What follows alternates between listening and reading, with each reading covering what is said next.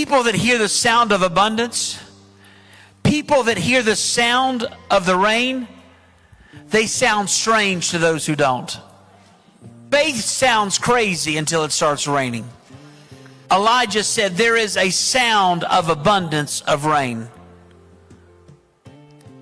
To me, that begs the question, what is the sound of abundance? What was he hearing? There were no clouds in the sky, no wind was blowing, no moisture was rising. I believe the sound of abundance is the sound of heaven interrupting the earth. When God speaks abundance, heaven's atmosphere begins to invade earth's atmosphere. Amen. Before a drop of rain ever hits the ground, before a cloud ever gathers in the sky, before provision shows up at the door, something shifts in the realm of the Spirit. It's the sound of God's presence invading your reality. Faith doesn't listen to present drought.